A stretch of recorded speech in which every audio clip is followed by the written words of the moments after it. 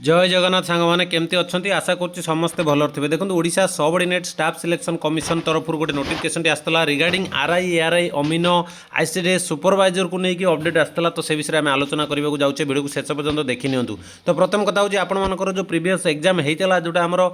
प्रिलिम्र exam सरी RI अमीन प्रिलिम्र exam सरी आपर result केबे आसो कहते। तो देखो आपर बर्तमान मेन एग्जाम भी बाकी अच्छी ठीक अच्छे कहीं आपने रिजल्ट ये अन कि रिजल्ट आसले आपने मेन प्रिपेयर करेंगे किंतु मुझे कहि रिजल्ट को न देखिक भी मेन प्रिपेयर करेंगे कहीं पाठटा सबुदिर कम लगे ठीक अच्छे नेक्स्ट एग्जाम भी लगे किंतु देखो रिजल्ट कथा जो आपने कहते तो फाइनाल देखो तार किसी अपडेट आसी आम से विषय आलोचना करवा। देखो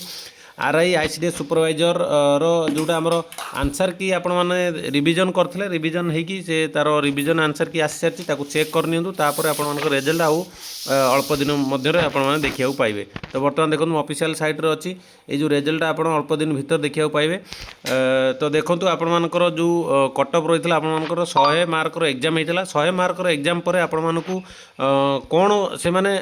कटअप दौरान प्रथम कथा हूँ आपर जो 100 मार्कर एग्जाम होता देखो यहाँ 100 मार्कर कौन आप र स्कोर 100 मार्कर एग्जाम होता र स्कोर रू आपर स्कोर केते रोचे 70 रोचे कि 60 रोचे से पुणी आपर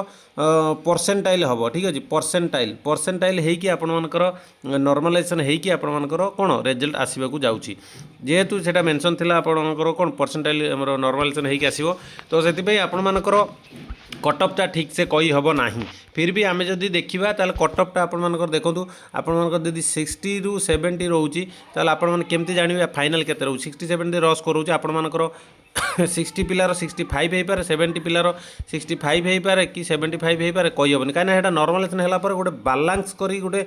मार्क आसो से जोड़ा कहुए र स्कोर जोटा आम नॉर्मलाइजेशन होगी आसो ठीक अच्छे hard shift easy shift moderate shift तो ताकू देखी गोटे कटअप नियानिब। तो सही हिसाब से आपण मैंने कि कटअपटा एक्चुअली केते जीवो बोली आपण मैंने कहीपर ना जो मैंने भी देखुच वीडियो किए कर पकाउन कटअपर तो फाइनाल कटअप आम कहीपर ना कि आम र स्कोर हिसाब से आम गोटा नॉर्मली आम हिसाब से आम धरिकी चली पारे। जब जनरल पिला 100 मार्क एग्जाम देते समस्ते कि जनरल पिला जब देखिए आमर तांकर जदि कटअप कथा जब कहवा आम तो आम र स्कोर को धरवा 60 रू 65 भितर आप रखुच्च निहाती भाव में आपर चान्स बहुत रोचे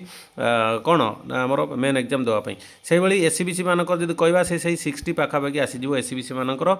58 रू 60 पाखापाखि आसीज सेमती एससी एसटी कथा जब कहवा तांकर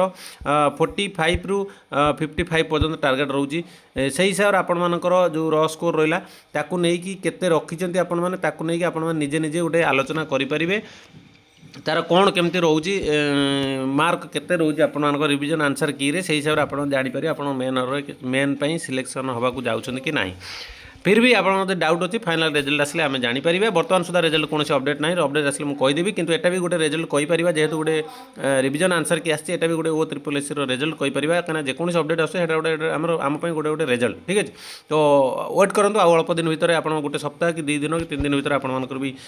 आसीपे कहीं आउ लेट करनी सी कहीं बर्तमान एग्जाम जो आसी आरआई अमीनर तार भी फॉर्म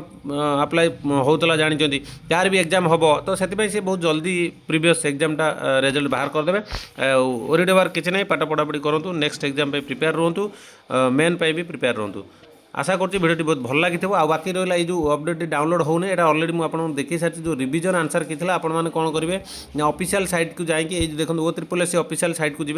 ऑफिशियल साइट को गलापर आपको से गोटे पेज ओपन होती आपड़ी देखिपारे। देखो ये रही देखो 10 फेब्रुआरी 2026 आपर गोटे अपडेट आसला 10 फेब्रुआरी 2026 देखो लिखा जाइए रिविजन आंसर की response sheet preliminary examination ICDS supervisor आपर गोटे यहाँ गोटे कौन आसला ना गोटे नोटिफिकेशन आसला ये नोटिफिकेशन ओपन है देखो जोटा तो आपर रही ठीक अच्छे। तो आप देखिपे बाकी टेलीग्राम ग्रुप में मुझे PDF देदेवी से डाउनलोड कर चेक करेंगे आउ निज निजर वेबसाइट जो आम खोलुन निज निजर आईडी पासवर्ड देकी आप चेक करेंगे आप र स्कोर केते रहा कौड़ा रिविजन आंसर की कौन केमती आस ठीक अच्छे। तो रही नमस्कार जय जगन्नाथ।